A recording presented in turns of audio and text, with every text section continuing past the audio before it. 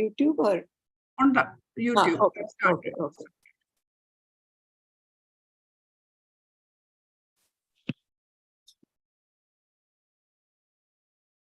Yes, got it. We'll start. Yes, good evening to each and everyone. Bhuvaneshwari, Ushaji, and those who are present, our branch members, and throughout India, AWC sisters, and the president. I'm not seeing Kalyani ji, and I think whether they have joined or not, Ushaji. No. So even though if they have not joined also, I am welcoming them to this webinar. Our catalytic agent Kalyani ji and our motivation leader Manju ji, and also our safety and all financial affairs to see that Upasana ji and others. Those who are all vice president and all welcome. And I am not seeing their face, Usha ji. No, they are not joined. Yeah. And you also not switched on your video, so we can't see you also. Yes. So please switch on your video. Deepu. Hemlata ji, Ashita has joined. Yes. And also welcome to Ashita and Deepu. And MIC members, those who are in charge. And also, I'm very pleased. Nange nijwaglu saha ಇವತ್ತಿನ ದಿವಸ ಒಂದು ಅವಕಾಶ ಕೊಟ್ಟಿದ್ದಾರೆ ಉಷಾಜಿ.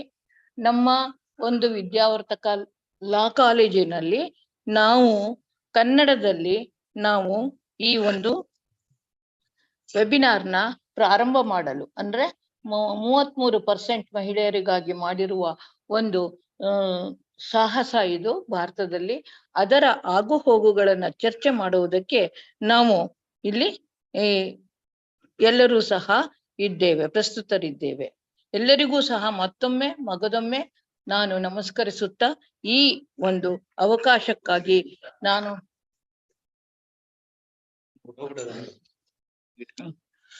ನಾನು ನಮ್ಮ ವಿದ್ಯಾವರ್ತಕ ಲಾ ಕಾಲೇಜಿನ principal ಆದ Deepu, Dr. Deepu Ravaru. She is a meritorious student and also she is the principal of Vidyavardhaka Law College, and also she has the research council study on adoption laws in India with special reference to Hindu culture. Next, teaching experience she is having from the year 2006 to up to date. And she has been teaching in the field of constitution law, matte administration law, mattu criminal procedure code, and labor law, women and child law, and property law. ಇನ್ನು ಮುಂತಾದವುದಲ್ಲಿ ಒಳ್ಳೆಯ ಒಬ್ಬ ನುರಿತ ಅಧ್ಯಾಪಕರಾಗಿದ್ದಾರೆ. ಮತ್ತೆ constitution law first and second, ಮತ್ತೆ civil procedure code, ಹಾಗೂ law of insurance and administrative law and drafting and pleading ನಲ್ಲಿ ಬಹಳ, consumer protection act ನಲ್ಲೂ ಸಹ ಬಹಳ ನುರಿತ ಒಬ್ಬ ಅಧ್ಯಾಪಕರಾಗಿದ್ದಾರೆ. ಮತ್ತೆ ಪಬ್ಲಿಷ್ ಮಾಡಿರೋದು ಅನೇಕ ಒಂದು ಲೇಖನವನ್ನ ಅಂದ್ರೆ ಕಾನೂನಿನ ಬಗ್ಗೆ ಅವರು ಪಬ್ಲಿಷ್ ಮಾಡಿದ್ದಾರೆ. ಮತ್ತೆ ಎಲ್ಲ ಒಂದು 75 ರಿಸರ್ಚ್ ಪೇಪರ್ಸ್ ಅವರಿಗೆ ನ್ಯಾಷನಲ್ ಅಂಡ್ ಇಂಟರ್ನ್ಯಾಷನಲ್, ರಾಷ್ಟ್ರೀಯ ಮತ್ತು ಅಂತಾರಾಷ್ಟ್ರೀಯ ಮಟ್ಟದಲ್ಲೂ ಸಹ ಅವರದನ್ನ ಅಕ್ಸೆಪ್ಟ್ ಆಗಿದ್ದಾರೆ. I welcome. ನಾನು ಅವರನ್ನ ಈ ಒಂದು ವೆಬಿನಾರ್ಗೆ ನಾನು ಸ್ವಾಗತವನ್ನ ಮಾಡುತ್ತೇವೆ. ಹಾಗೂ ನಮ್ಮ ಎಲ್ಲ ವಿದ್ಯಾವರ್ತಕ ಅಧ್ಯಾಪಕರಿಗೂ ಹಾಗೂ ನಮ್ಮ ಅಡ್ಮಿನಿಸ್ಟ್ರೇಟಿವ್ ಆಫೀಸರ್ಗೂ ಎಲ್ಲರಿಗೂ ಸಹ ಸ್ವಾಗತವನ್ನು ಮಾಡುತ್ತೇವೆ. ಮತ್ತೊಮ್ಮೆ ಮಗದೊಮ್ಮೆ ನಮ್ಮ ಎಲ್ಲಾ AWC ಸಹೋದರಿಯರಿಗೂ ಸಹ ನಾನು ಈ ಒಂದು ಅವಕಾಶಕ್ಕಾಗಿ ವಂದಿಸುತ್ತಾ ಅವರನ್ನ ಅವರಿಗೆ ಸುಸ್ವಾಗತವನ್ನು ಬಯಸುತ್ತೇನೆ. Hello Usha. Usha? Yes, I'll just briefly say a few words and then we can invite Dr. Yeah, Deepu yeah. to talk. That's why it was shortcut because it is already time. Yes. So, namaste to everybody. I'm very happy to welcome all of you on behalf of All India Women's Conference, Trivandrum branch, on behalf of patron Srimati Indira Ramakrishna Pillai, President Srimati Jalaja Kumari, Secretary Dr. G.B. Givargis, and Treasurer Kumari Padmini Nair. I welcome all of you. We have been having a number of webinars over the past 3 years, ever since COVID made our normal work impossible. We have been having webinars. We have conducted more than 150 webinars. And we had different series. We have a literary and cultural center where every month we have a talk on a cultural or literary subject. And right now we are having a series on the art and culture of the G20 countries. And so when this women's reservation bill was passed, we wanted to create awareness all across the country. We have more than 600 branches across the country, all speaking different languages. So we want to create awareness among our members and all women and men about what are the terms of the women's reservation bill, what are the challenges, and how can we prepare women to face the elections as and when the bill gets implemented. So we started this new series on the women's reservation bill on Gandhi Jayanti, October 2nd, with a talk in English by Mrs. Jyotika Kalra, who was earlier member of Human Rights Commission, and she is a renowned lawyer at Supreme Court. And we had she talked to us on October 2nd. This is the second talk in this series, and this we are having in Kannada. It will be followed by other talks in Malayalam and Telugu and Tamil.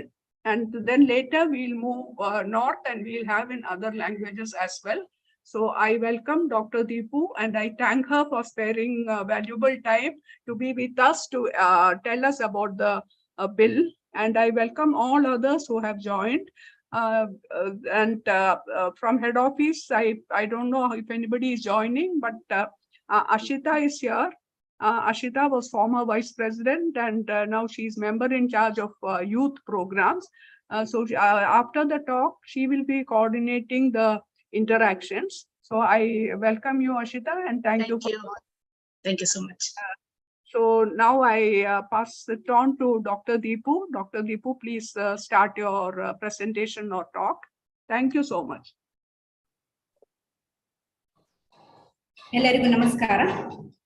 Very good evening to one and all. Firstly, I extend my sincere gratitude to All India Women Conference, all the members and the organizers, particularly Usha Nair madam and Hemlata madam and all the members, because for giving me an opportunity to share my views in this platform.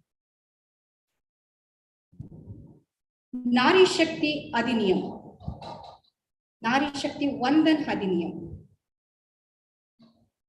ಈ ಕಾಯ್ದೆ ಹೆಸರೇ ಸೂಚಿಸುವಂತೆ ಹೆಣ್ಣಿನ ಗೌರವವನ್ನು ಹೆಚ್ಚಿಸುವಂಥದ್ದು. ಭಾರತೀಯ ಸಂಸ್ಕೃತಿಯಲ್ಲಿ ಹೆಣ್ಣಿಗೆ ಅತ್ಯಂತ ಶ್ರೇಷ್ಠ ಸ್ಥಾನಮಾನಗಳನ್ನು ನೀಡಲಾಗಿದೆ. ಪ್ರಮುಖವಾಗಿ ಭಾರತೀಯರಲ್ಲಿ ಹೆಣ್ಣನ್ನ ದೇವತೆಗೆ ಹೋಲಿಸುವಂಥದ್ದು. ಪ್ರಾಚೀನ ಕಾಲದಿಂದಲೂ ಕೂಡ ನಮ್ಮ ಭಾರತ ದೇಶದಲ್ಲಿ ಪುರುಷ ಪ್ರಧಾನ ಅಥವಾ ಪಿತೃ ಪ್ರಧಾನ ವ್ಯವಸ್ಥೆ ಇದ್ದರೂ ಕೂಡ ಸ್ತ್ರೀಗೆ ಉನ್ನತ ಸ್ಥಾನಮಾನವನ್ನ ನೀಡಲಾಗಿದೆ. ವೈದಿಕ ನಾಗರಿಕತೆಯ ಕಾಲದಲ್ಲಿ ಮಹಿಳಾ ವಿದ್ವಾನ್ಗಳಿಗಾದ ಗಾರ್ಗಿ ಮೈತ್ರೇಯ, ವಿಶ್ವಾಮರ, ಲೋಪಮುದ್ರೆ ಶಾಶ್ವತಿ ಮೊದಲಾದ ಮಹಿಳಾ ವಿದ್ವಾಂಸರನ್ನ ನಾವು ಕಾಣಬಹುದು. ಪ್ರಾಚೀನ ಕಾಲದಿಂದಲೂ ಕೂಡ ಮಹಿಳೆ ತನ್ನದೇ ಆದಂತಹ ಪ್ರಾಬಲ್ಯವನ್ನ ಮೂಡಿಸಿದ್ದಾರೆ. ಅನೇಕ ಸಮಸ್ಯೆಗಳ ನಡುವೆಯೂ ಕೂಡ ತನ್ನದೇ ಆದಂತಹ ಛಾಪನ್ನ ಎಲ್ಲಾ ಕ್ಷೇತ್ರದಲ್ಲೂ ಕೂಡ ಮಹಿಳೆ ಮೂಡಿಸಿದ್ದಾಳೆ. ಹಾಗೆ ನಮ್ಮ ಧರ್ಮಶಾಸ್ತ್ರಗಳಲ್ಲಿ ಹೇಳುವುದಾದರೆ ಮುಖ್ಯವಾಗಿ ಮಹಾಭಾರತದಲ್ಲಿ ಹೆಣ್ಣನ್ನ ಬಹಳ ಗೌರವದಿಂದ ನೋಡಿರುವಂಥದ್ದು ಹಾಗೂ ತಾಯಿಗಿಂತ ದೇವರಿಲ್ಲ ಎಂದು ಹೆಣ್ಣನ್ನ ಪವಿತ್ರ ಸ್ಥಾನಕ್ಕೆ ಹೋಲಿಸಿರುವುದನ್ನು ನಾವು ನೋಡಬಹುದು. ಇಂತಹ ಎಲ್ಲ ಶ್ರೇಷ್ಠ ದೇಶ ನಮ್ಮ ಭಾರತ. ಇಂಥ ಭರತವರ್ಷ ಭಾರತದಲ್ಲಿ ಬುದ್ಧ, ಬಸವಣ್ಣ, ವಿವೇಕಾನಂದ, ರಾಮಕೃಷ್ಣ ಪರಮಹಂಸ, ಮಹಾತ್ಮ ಗಾಂಧೀಜಿ, ವಿನೋಬಾ ಭಾವೆ ಇವರೆಲ್ಲರನ್ನೂ ಕೂಡ ಸೃಷ್ಟಿಸಿದಂಥದ್ದು ಮಹಿಳೆ. ಹಾಗಾಗಿ ಮಹಿಳೆ ಪ್ರಾಚೀನ ಭಾರತದಿಂದಲೂ ಪ್ರಾಚೀನ ಕಾಲದಿಂದಲೂ ಉನ್ನತ ಸ್ಥಾನಮಾನವನ್ನ ನೀಡಲಾಗಿದ್ದರೂ ಕೂಡ ತದನಂತರದಲ್ಲಿ ಮಹಿಳೆಯ ಮೇಲೆ ನಡೆಯುತ್ತಿರುವಂತಹ ನಿರಂತರ ಶೋಷಣೆಗಳು, ಪೈಶಾಚಿಕ ಕೃತ್ಯಗಳಿಂದಾಗಿ ಕಾಯ್ದೆ ಕಾನೂನುಗಳನ್ನ ರೂಪಿಸುವಂತಹ ಒಂದು ಪರಿಸ್ಥಿತಿಗೆ ನಾವಿಂದು ತಲುಪಿದ್ದೇವೆ. ಹಾಗಿದ್ದಾಗ ಈ ಎಲ್ಲಾ ಸಮಸ್ಯೆಗಳ ನಡುವೆಯೂ ಕೂಡ ಮಹಿಳೆ ತನ್ನದೇ ಆದಂತಹ ಸಾಧನೆಗಳನ್ನ ಎಲ್ಲಾ ಕ್ಷೇತ್ರಗಳಲ್ಲೂ ಕೂಡ ಮೂಡಿಸಿರುವಂಥದ್ದು ಬಹಳ ಸಂತೋಷದಾಯಕವಾದಂತಹ ವಿಚಾರವಾಗಿದೆ. ಇಂತಹ ಸಂದರ್ಭದಲ್ಲಿ ಲೋಕಸಭೆ ಮತ್ತು ರಾಜ್ಯ ವಿಧಾನಸಭೆಗಳಲ್ಲಿ ರಾಜಕೀಯ ಕ್ಷೇತ್ರದಲ್ಲಿ ಮಹಿಳೆಗೂ ಕೂಡ ಮೀಸಲಾತಿಯನ್ನ ನೀಡಬೇಕು ಎನ್ನುವಂತಹ ಧ್ವನಿ ಎತ್ತಿ ನಾರಿ ಶಕ್ತಿ ವಂದನ್ ಅಧಿನಿಯಮ ಜಾರಿಗೆ ಬಂದಿರುವಂಥದ್ದು ಸ್ವಾಗತಾರ್ಹ. ಹೆಸರೇ ಸೂಚಿಸುವಂತೆ ನಾರಿ ಶಕ್ತಿ ವಂದನ್, ಮಹಿಳೆಗೆ ವಂದನೆ ಸಲ್ಲಿಸುವಂತಹ ಅಧಿನಿಯಮವಾಗಿದೆ. ಮಹಿಳಾ ಮೀಸಲಾತಿ ಎಲ್ಲರ ಕನಸು. ಆದ್ರೆ ಇಷ್ಟು ವರ್ಷ ಅನೇಕ ಪ್ರಯತ್ನಗಳನ್ನ ಮಾಡಿದರೂ ಕೂಡ ಸಫಲವಾಗದೆ ಪ್ರಸ್ತುತದಲ್ಲಿ ಈ ಅಧಿನಿಯಮ ಲಿಂಗ ಸಮಾನತೆಯನ್ನ ಸಾಧಿಸುವ ಹಾದಿಯಲ್ಲಿ ಭಾರತ ಇಟ್ಟಿರುವ ಬಹು ಮಹತ್ವದ ನಿರೀಕ್ಷೆಯ ಅಧಿನಿಯಮ. ಹಾಗಿದ್ದಾಗ ಇದು ನಿಜಕ್ಕೂ ಕೂಡ ಎಲ್ಲಾ ಮಹಿಳಾ ಮಣಿಗಳಿಗೂ ಕೂಡ ಸಂತೋಷವಾಗಿರುವಂತಹ ವಿಚಾರ. ಒಂದು ಕಡೆ ಸಂತೋಷವಾದ್ರೆ ಮತ್ತೊಂದು ಕಡೆ ಎಲ್ಲೋ ಒಂದು ಕಡೆ ಸ್ವಲ್ಪ ಆತಂಕವೂ ಕೂಡ ಇದೆ. ಕಾರಣ ಈ ಕಾಯ್ದೆಯ ಅನುಷ್ಠಾನವನ್ನು ಸುತ್ತುವರೆದಿರುವಂತಹ ಗೋಚರ ಹಾಗೂ ಅಗೋಚರ ನಿರ್ಬಂಧನೆಗಳು ಅಥವಾ ಮೀಸಲಾತಿಯ ಮೇಲೆ ಬೀರುವಂತಹ ಪ್ರಭಾವಗಳನ್ನ ನೆನೆಸಿಕೊಂಡಾಗ ಏನೇ ಆದರೂ ಅಂತಿಮವಾಗಿ ಮಹಿಳೆಯೂ ಕೂಡ ರಾಜಕೀಯ ರಂಗದಲ್ಲಿ ತನ್ನ ಸಾಧನೆಯನ್ನ ಮಾಡಬೇಕು ಎಂದು ಈ ಅಧಿನಿಯಮ ಅಂತಿಮವಾಗಿ ಜಾರಿಗೆ ಬಂದಿರುವಂಥದ್ದು ಬಹಳ ಸ್ವಾಗತಾರ್ಹ. ಇದು ಮಹಿಳಾ ಪರವಾಗಿ ನೀಡಿರುವಂಥದ್ದಲ್ಲ, ಆಕೆಗೆ ಎಷ್ಟೋ ದಿನದ ಹಿಂದೆ ನೀಡಬೇಕಾಗಿರುವಂಥದ್ದು ಈಗ ಸಿಕ್ಕಿದೆ. ಹಾಗಾಗಿ ಇದು ಮಹಿಳೆಯರಿಗೆ ನೀಡಲಾಗಿರುವಂತಹ ಕೊಡುಗೆ ಇಲ್ಲ, ಆಕೆಗೆ ಸಿಗಬೇಕಾಗಿರುವಂಥದ್ದು ಸಿಕ್ಕಿದೆ ಅಂತ ನನ್ನ ಒಂದು ಅಭಿಪ್ರಾಯ. ಹಾಗಾದ್ರೆ ಏನಿದು ಮಹಿಳಾ ಮೀಸಲಾತಿ? ಸಾಮಾನ್ಯವಾಗಿ ಎಲ್ಲರ ಬಾಯಲ್ಲೂ ಕೂಡ ಹೇಳುವಂಥದ್ದು ಮಹಿಳಾ ಮೀಸಲಾತಿ, ರಾಜಕೀಯದಲ್ಲಿ ಮಹಿಳಾ ಮೀಸಲಾತಿ ಎನ್ನುವುದು. ಆದ್ರೆ ರಾಜಕೀಯದಲ್ಲಿ ಎನ್ನುವಂತ ಪ್ರಶ್ನೆ ಬಂದಾಗ ಎಲ್ಲಿ ಮಹಿಳಾ ಮೀಸಲಾತಿ? ಲೋಕಸಭೆ ಮತ್ತು ರಾಜ್ಯ ವಿಧಾನಸಭೆಗಳಲ್ಲಿ ಮಹಿಳೆಯರಿಗೆ 33% ಮೀಸಲಾತಿಯನ್ನ ಕಲ್ಪಿಸಿರುವಂಥದ್ದು ಈ ಒಂದು ಕಾಯ್ದೆಯ ಉದ್ದೇಶವಾಗಿದೆ. ಸೊ ಏನಿದು ಅನ್ನುವಂತ ಪ್ರಶ್ನೆ ಬಂದಾಗ ನಾರಿ ಶಕ್ತಿ ವಂದನ್ ಅಧಿನಿಯಮ ಲೋಕಸಭೆ ಮತ್ತು ರಾಜ್ಯ ವಿಧಾನಸಭೆಗಳಲ್ಲಿ ಮಹಿಳೆಯರು ಕೂಡ ಪ್ರಾತಿನಿಧ್ಯವನ್ನ ಕಲ್ಪಿಸುವ ನಿಟ್ಟಿನಲ್ಲಿ 33% ಮೀಸಲಾತಿಯನ್ನ ಮಹಿಳೆಯರಿಗೆ ನೀಡಲಾಗಿರುವಂಥದ್ದು. ಹಾಗಿದ್ದಾಗ ಪ್ರಸ್ತುತ ಮಹಿಳೆಯರ ಪರವಾಗಿ ಅಥವಾ ಮಹಿಳಾ ಪ್ರಾತಿನಿಧ್ಯ ಲೋಕಸಭೆ ಮತ್ತು ರಾಜ್ಯಸಭೆಗಳಲ್ಲಿ ಎಷ್ಟಿದೆ ಎನ್ನುವುದನ್ನ ನಾವು ಒಮ್ಮೆ ಅವಲೋಕನವನ್ನ ಮಾಡುವುದಾದರೆ ಇದು ಕೇವಲ 15%ಗಿಂತನೂ ಕೂಡ ಕಡಿಮೆ ಇದೆ ಅಂತ ಹೇಳ್ಬೋದು. ಮೊದಲ ಲೋಕಸಭೆಯಿಂದ ಇಂದಿನವರೆಗೂ ಕೂಡ 1951ರಲ್ಲಿ ನಾವು ತೆಗೆದುಕೊಂಡಾಗ 5%ಗಿಂತನೂ ಕೂಡ ಬಹಳ ಕಡಿಮೆ ಇತ್ತು. ನಂತರ 1984ರಲ್ಲಿ ಅದು 6% ಆಯ್ತು, 1991ರಲ್ಲಿ ಅದು 8% ಆಯ್ತು, 1998ರಲ್ಲಿ 9% ಆಯ್ತು, 2004ರಲ್ಲಿ 11% ಆಯ್ತು, 2009ರಲ್ಲಿ 12%, ಪ್ರಸ್ತುತ 15%ಗಿಂತಲೂ ಕೂಡ ಕಡಿಮೆ ಇದೆ. ಹಾಗೆ ವಿಧಾನಸಭೆಗಳಲ್ಲಿ, ರಾಜ್ಯಗಳಲ್ಲಿ ಇರುವಂತಹ ಅನೇಕ ವಿಧಾನಸಭೆಗಳಲ್ಲಿ ನಾವು ಒಮ್ಮೆ ಅದರ ಒಂದು ಸ್ಟ್ಯಾಟಿಸ್ಟಿಕ್ಸ್ ನ ಅವಲೋಕನವನ್ನ ಮಾಡುವುದಾದರೆ 15% ಮೂಲಕ ತ್ರಿಪುರಾ ರಾಜ್ಯ ಮೊದಲ ಸ್ಥಾನದಲ್ಲಿದ್ರೆ 14.4 ಪ್ರಕಾರವಾಗಿ ಛತ್ತೀಸ್ಗಢ ಇದೆ. ಇನ್ನು ಬಿಹಾರ್ ಅಂಡ್ ಜಾರ್ಖಂಡ್ ನಲ್ಲಿ ನಾವು ನೋಡೋದಾದ್ರೆ 10% ಇರುವಂತದ್ದು, ಹಾಗೂ ರಾಜಸ್ಥಾನದಲ್ಲೂ ಕೂಡ 11% ಇದೆ. ಉಳಿದ ಎಲ್ಲಾ ರಾಜ್ಯಗಳಲ್ಲೂ ಕೂಡ 10% ಗಿಂತಲೂ ಕೂಡ ಬಹಳ ಕಡಿಮೆ ಇರುವುದನ್ನ ನಾವು ನೋಡ್ತಾ ಹೋಗ್ಬೋದು. ಕರ್ನಾಟಕದಲ್ಲಿ ಬಂದಾಗ ಅದು 4% ಇರುವಂತದ್ದು, ಅಂದ್ರೆ 5% ಗಿಂತಲೂ ಕೂಡ ಬಹಳ ಕಡಿಮೆ ಇರುವಂತದ್ದು ಬೇಸರದ ಸಂಗತಿಯ ಆಗಿದೆ. ಹಾಗಿದ್ದಲ್ಲಿ ಲೋಕಸಭೆ ಮತ್ತು ರಾಜ್ಯ ವಿಧಾನಸಭೆಗಳಲ್ಲಿ ಇಷ್ಟು ಕಡಿಮೆ ಇರುವಂತಹ ಮಹಿಳೆಯರ ಒಂದು ಮೀಸಲಾತಿಗೆ ಅಥವಾ ಮಹಿಳೆಯರ ಒಂದು ಪ್ರಾತಿನಿಧ್ಯ ಹೆಚ್ಚು ಮಾಡಬೇಕು. ಅದು ಯಾವುದ್ರ ಮುಖಾಂತರ ಮಾಡಬೇಕು? ಕಾಯ್ದೆ ಕಾನೂನುಗಳ ಮುಖಾಂತರವೇ ಆಗಬೇಕು. ಹಾಗಾಗಿ ಈ ಒಂದು ಅಧಿನಿಯಮ ಜಾರಿಗೆ ಬಂದಿರುವಂತದ್ದು. ಆದ್ರೆ ಈ ಅಧಿನಿಯಮ ಜಾರಿಗೆ ಬರಲು 2023 ಬೇಕಾಗಿತ್ತಾ? ಇದರಿಂದ ಅನೇಕ ಪ್ರಯತ್ನ ಮಾಡಲಿಲ್ವಾ ಅನ್ನುವಂಥದ್ದು ನಮ್ಮ ಮುಂದೆ ಇರುವಂತಹ ಪ್ರಶ್ನೆ. ಇದರ ಬಗ್ಗೆ ಅನೇಕ ಪ್ರಯತ್ನಗಳು ಕೂಡ ಮಾಡಲಾಗಿ ಅಂತಿಮವಾಗಿ ಇದು 2023ರಲ್ಲಿ ಜಾರಿಗೆ ಬಂದಿದೆ.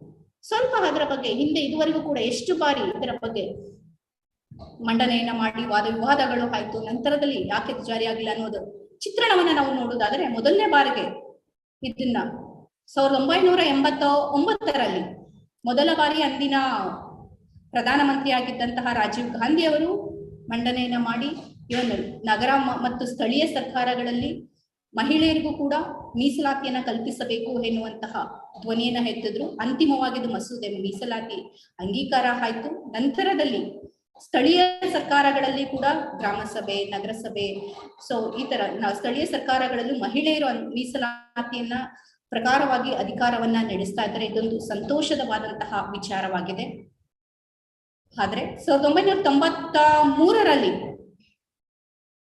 ಹೀಗೆ ನಗರಸಭೆ ಮತ್ತು ಪುರಸಭೆಗಳಲ್ಲಿ ಮಾತ್ರ ಮೀಸಲಾತಿ ಆಗುವಂತದ್ದಲ್ಲ, ಎಲ್ಲಾ ಕಡೆಯೂ ಕೂಡ ಇವನ್ನ ಲೋಕಸಭೆ ಮತ್ತು ರಾಜ್ಯ ವಿಧಾನಸಭೆಗಳಲ್ಲೂ ಕೂಡ ಒಂದು ಮೀಸಲಾತಿಯನ್ನ ಮಹಿಳೆಯರಿಗೆ ನೀಡಬೇಕು ಎನ್ನುವಂತ ಧ್ವನಿ ಮತ್ತೆ ಬಂತು. ಇದೆಲ್ಲವೂ ಕೂಡ ನಿಜವಾಗಿಯೂ ಕೂಡ ಒಂದು ಐತಿಹಾಸಿಕವಾದಂತಹ ಹೆಜ್ಜೆಗಳು. ಯಾಕಂದ್ರೆ ಮಹಾತ್ಮ ಗಾಂಧೀಜಿಯವರು ಒಂದು ಕಡೆ ಹೇಳ್ತಾರೆ, ದೇಶ ಉದ್ಧಾರ ಆಗ್ಬೇಕು ಅಂತ ಹೇಳಿದ್ರೆ ಗ್ರಾಮದಿಂದ ಬೆಳೆಯಬೇಕು ಅಂತ ಹೇಳಿ. Local leaders are very important. ಆ ಲೋಕಲ್ ಲೀಡರ್ಸ್ ಎಲ್ಲಿ ಬೇಕು? ಸ್ಥಳೀಯವಾಗಿ ಸ್ಥಳೀಯ ಸರ್ಕಾರಗಳನ್ನ ನಡೆಸುವಂತ ಜವಾಬ್ದಾರಿ ಒಂದು ಮಹಿಳೆಯರು ಕೂಡ ವಹಿಸಿಕೊಂಡಂತಹ ಸಂದರ್ಭದಲ್ಲಿ ಬಂದಾಗ ಒಂದು ದೇಶ ಪ್ರಗತಿಯತ್ತ ಸಾಗ್ತಾ ಹೋಗುತ್ತೆ. ಸೊ ಹಾಗಿದ್ದಾಗ ಮಹಿಳೆ ಕೇವಲ ದೇಶವನ್ನ ಕಟ್ಟುವುದು ಮಾತ್ರ ಅಲ್ಲ, ನಗರ ಪ್ರದೇಶಗಳಲ್ಲಿ ಗ್ರಾಮದಲ್ಲಿಯೂ ಕೂಡ ತನ್ನ ಅಧಿಕಾರವನ್ನ ವಹಿಸಿ ಸಮರ್ಥಳೀಯವಾಗಿ ಅಧಿಕಾರವನ್ನ ಚಲಾಯಿಸ್ತಾ ಇದ್ದಾರೆ. ಹಾಗಾಗಿ ಇಂದು ಸುಮಾರು 15 ಲಕ್ಷಕ್ಕೂ ಹೆಚ್ಚು ಮಹಿಳೆಯರು ಗ್ರಾಮ ಪಂಚಾಯತಿಗಳಲ್ಲಿ, ಪುರಸಭೆಗಳಲ್ಲಿ, ನಗರಸಭೆಗಳಲ್ಲಿ ಅಧಿಕಾರವನ್ನ ವಹಿಸಿಕೊಂಡು ಬಹಳ ಸಮರ್ಥನೀಯವಾಗಿ ಕೆಲಸವನ್ನ ನಿರ್ವಹಿಸ್ತಾ ಇರುವಂತದ್ದು ಬಹಳ ಸಂತೋಷದಾಯಕವಾಗಿದೆ. ಹೀಗೆ ಕೇವಲ ಗ್ರಾಮ ಸಭೆ, ನಗರಸಭೆಗಳಲ್ಲಿ ಮಾತ್ರವಲ್ಲದೆ ಲೋಕಸಭೆ ಹಾಗೂ ವಿಧಾನಸಭೆಗಳಲ್ಲೂ ಕೂಡ ಕೆಲಸವನ್ನ ನಿರ್ವಹಿಸಬೇಕು ಎನ್ನುವ ಒಂದು ನಿಟ್ಟಿನಲ್ಲಿ ಈ ಒಂದು ಕಾಯ್ದೆಯನ್ನ ಜಾರಿಗೊಳಿಸುವಂತ ಒಂದು ಉದ್ದೇಶ ಬಂತು. ಹಾಗೆ 1998ರಲ್ಲಿ ಮತ್ತೆ ಪ್ರಯತ್ನ ಆಯ್ತು. 1999, 2002, 2003, ತದನಂತರದಲ್ಲಿ 2004, ನಂತರ 2008 ಹೀಗೆ ಅನೇಕ ಬಾರಿ ಒಂದು ಮಸೂದೆ ಜಾರಿಗೆ ಚರ್ಚೆಗೆ ಒಳಗಾಗ್ತು. ಆದ್ರೆ ಜಾರಿಗೆ ಬರಲಿಲ್ಲ. ನಂತರ 2008ರ ನಂತರದಲ್ಲಿ ಇದನ್ನ ಸಂಸದೀಯ ಸ್ಥಾಯಿ ಸಮಿತಿಗೆ ಇದನ್ನ ವರ್ಗಾವಣೆಯನ್ನ ಮಾಡಲಾಯಿತು. ವರ್ಗಾವಣೆ ಮಾಡಲಾದರೂ ಕೂಡ ಅಲ್ಲೂ ಕೂಡ ಅದು ಜಾರಿ ಆಗಲೇ ಇಲ್ಲ. ಸೊ ನಂತರದಲ್ಲಿ ಬಂದಂತದ್ದು ನಮ್ಮ ಮುಂದೆ ಬರುವಂತಹ ಪ್ರಮುಖವಾದಂತಹ ಪ್ರಶ್ನೆ, 2011ರಲ್ಲಿ ಅಂದಿನ ಸರ್ಕಾರ ಒಂದು ರಾಜಕೀಯ ಪ್ರಣಾಳಿಕೆಯಲ್ಲಿ ಇದನ್ನ ಬಳಸ್ಕೊಳ್ತಾ ಹೋಗುತ್ತೆ. ಆದ್ರೂ ಕೂಡ ಅದು ಜಾರಿ ಆಗ್ಲಿಲ್ಲ. ಅಂತಿಮವಾಗಿ 2010ರಲ್ಲೂ ಕೂಡ ಮತ್ತೆ ಅದು ಸಂಸತ್ತಿನಲ್ಲಿ ಚರ್ಚೆಗೆ ಒಳಗಾಗುತ್ತೆ. ಬಟ್ ಅಂತಿಮವಾಗಿ 2014ರಲ್ಲೂ ಆಗ್ಲಿಲ್ಲ. 2023ರಲ್ಲಿ ನಾರಿ ಶಕ್ತಿ ವಂದನ್ ಹೆಸರಿನಲ್ಲಿ ಈ ಮಸೂದೆ ಮಂಡನೆ ಆಯಿತು. ನಮ್ಮ ದೇಶದಲ್ಲಿ ಇದು 33% ಮಾತ್ರ ನಾವು ಹೇಳ್ತಾ ಇರುವಂತದ್ದು. ಆದ್ರೆ ಬೇರೆ ಬೇರೆ ದೇಶಗಳಿಗೆ ನಾವು ಹೋಲಿಸಿಕೊಂಡಂತಹ ಸಂದರ್ಭದಲ್ಲಿ ಇವನ್ ರವಾಂಡ 61% ನೀಡಲಾಗಿದೆ, ಕ್ಯೂಬಾ 53%, ಬೊಲಿವಿಯಾ 53%, UAE 50%, ಹೀಗೆ ಮಹಿಳೆಯರಿಗೆ ಪ್ರಾತಿನಿಧ್ಯವನ್ನ ನೀಡಲಾಗಿದೆ. ಆದ್ರೆ ನಾವು ನಮ್ಮ ಭಾರತ ಸಂವಿಧಾನದಲ್ಲಿ ಹೇಳುವ ಹಾಗೆ ಸಮಾನರು ಅಂತ ಹೇಳ್ತೀವಿ. ಸಮಾನತೆಯನ್ನ ಕಲ್ಪಿಸಿಕೊಡಲಾಗಿದೆ. ಸಮಾನತೆ ಏನಂತ ಪ್ರಶ್ನೆ ಬಂದಾಗ ಏನು? V all R equal.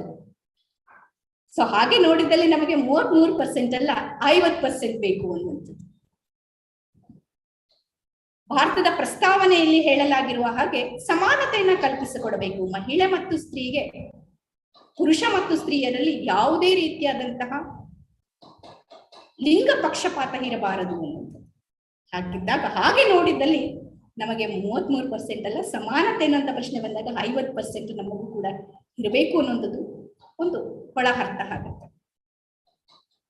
ಹೀಗೆ ಬೇರೆ ಬೇರೆ ರಾಷ್ಟ್ರಗಳನ್ನ ನಾವು ಅವಲೋಕನವನ್ನ ಮಾಡಿದರೂ ಕೂಡ ನಮ್ಮ ಒಂದು ಭಾರತ ದೇಶದಲ್ಲಿ ಇದರ ಬಗ್ಗೆ ಇನ್ನೂ ಕೂಡ ಬಹಳ ಹಿಂದೆ ಇರುವಂತದ್ದನ್ನ ನಾವು ನೋಡ್ತಾ ಹೋಗ್ಬೋದು. ಹಾಗಿದ್ದಲ್ಲಿ ನಮ್ಮ ಒಂದು ಭಾರತ ಈ ಒಂದು ವಿಚಾರವಾಗಿ ಬಂದಾಗ ಪ್ರಸ್ತುತದಲ್ಲಿ ಇದನ್ನ ಗಣನೆಗೆ ತೆಗೆದುಕೊಂಡಿರುವಂತದ್ದು ಬಹಳ ಒಂದು ಸಂತೋಷವಾದಂತಹ ವಿಚಾರ. ಹಾಗಾಗಿ ಇದನ್ನ ಎಲ್ಲಾ ಮಹಿಳಾ ಮಣಿಗಳು ಕೂಡ ಸ್ವಾಗತಿಸಲೇಬೇಕಾಗಿರುವಂತದ್ದು. ಹಾಗಿದ್ದಲ್ಲಿ ಮಹಿಳಾ ಮೀಸಲಾತಿಯನ್ನ ನೀಡುವುದರಲ್ಲಿ ಭಾರತ ಎಷ್ಟನೇ ಸ್ಥಾನದಲ್ಲಿದೆ ಅನ್ನುವುದನ್ನ ನಾವು ನೋಡುವುದಾದರೆ, ಸಂಸತ್ತಿನಲ್ಲಿ ಮಹಿಳಾ ಪ್ರಾತಿನಿಧ್ಯದ ವಿಷಯವನ್ನ ತೆಗೆದುಕೊಂಡಾಗ ಭಾರತ ವಿಶ್ವದಲ್ಲಿ 198 ದೇಶಗಳ ಪೈಕಿ 148ನೇ ಸ್ಥಾನದಲ್ಲಿದೆ. ಮತ್ತೆ ರಿಪೀಟ್ ಮಾಡ್ತೀನಿ, 198 ರಾಷ್ಟ್ರಗಳ ಪೈಕಿ ನಮ್ಮ ಸ್ಥಾನ ಭಾರತದ್ದು 148ನೇ ಸ್ಥಾನದಲ್ಲಿದೆ. ಅಂದ್ರೆ ಪ್ರತಿ ವರ್ಷ ಈ ಸಂಬಂಧವಾಗಿ ನಾವು 0.4% ಮಾತ್ರ ಪ್ರಗತಿಯನ್ನ ಕಾಣ್ತಾ ಇದ್ದೇವೆ. ಪ್ರತಿ ವರ್ಷ 0.4 ನಾವು ಈ ತರ ಪ್ರಗತಿಯನ್ನ ಸಾಧಿಸಿದಲ್ಲಿ ಬಹುಶಃ ನಾವು 33%ಗೆ ಬರಬೇಕು ಅಂತ ಹೇಳಿದ್ರೆ 1963ಕ್ಕೆ ರೀಚ್ ಆಗ್ತೀವಿ. ಹೀಗೆ ಆಮೆಗತಿಯಲ್ಲಿ ನಿಧಾನವಾಗಿ ಸಾಗಿದ್ದಲ್ಲಿ. ಹಾಗಾಗಿ ಅಂತಿಮವಾಗಿ 2023ರಲ್ಲಿ ಈ ಒಂದು ಕಾಯ್ದೆ ಜಾರಿಗೆ ಬಂತು. ಕಾಯ್ದೆ ಜಾರಿಗೆ ಬಂದ ತಕ್ಷಣದಲ್ಲಿ ನಾವು ಅದನ್ನ ಅನ್ವಯ ಆಗುತ್ತೆ ಎನ್ನುವಂಥದ್ದು, ಎಷ್ಟರ ಮಟ್ಟಿಗೆ ಒಂದು ಕಾಯ್ದೆ ಅನ್ವಯವಾಗುತ್ತದೆ ಎನ್ನುವಂಥದ್ದು ನಮ್ಮ ಮುಂದೆ ಇರುವಂತಹ ಪ್ರಮುಖವಾದಂತಹ ಪ್ರಶ್ನೆ. We have a number of laws, maximum laws, but minimum implementation. ಕಾಯ್ದೆಗಳಿದೆ, ಆದ್ರೆ we have minimum implementation. Maximum laws, minimum implementation. ಹಾಗೆಯೂ ಕೂಡ ನಾರಿ ಶಕ್ತಿ ವಂದನ್ ಅಧಿನಿಯಮವೂ ಕೂಡ ಜಾರಿಗೆ ಬಂದಿದೆ. ಆದ್ರೆ 128ನೇ ತಿದ್ದುಪಡಿಯಾಗಿ ಇದು ಸೇರ್ಪಡೆ ಆಗುತ್ತೆ. 33% ಲೋಕಸಭೆ ಮತ್ತು ರಾಜ್ಯ ವಿಧಾನಸಭೆಗಳಲ್ಲಿ ಮೀಸಲಾತಿಯನ್ನ ಕಲ್ಪಿಸಿಕೊಡುವುದರ ಮುಖಾಂತರ. ಈ 33% ಅನ್ನುವಂಥದ್ದು ಇಟ್ ಇನ್ಕ್ಲೂಡ್ಸ್ ಪರಿಶಿಷ್ಟ ಜಾತಿ ಮತ್ತು ಪರಿಶಿಷ್ಟ ಪಂಗಡದವರನ್ನು ಕೂಡ. ಹಾಗೆ ಲೋಕಸಭೆಯಲ್ಲಿ ಪ್ರಸ್ತುತದಲ್ಲಿ 542ಕ್ಕೆ ಇರುವಂತದ್ದು ನಮ್ಮ ಒಂದು ಈಗ ಪ್ರಸ್ತುತ 78 ಸ್ಥಾನಗಳು ಮಾತ್ರ ಇದೆ. ಬಹುಶಃ 33% ರಿಸರ್ವೇಶನ್ ನೀಡಿದಲ್ಲಿ 180 ಸ್ಥಾನಗಳನ್ನ ಆಗುವಂತಹ ಸಾಧ್ಯತೆಗಳಿದೆ.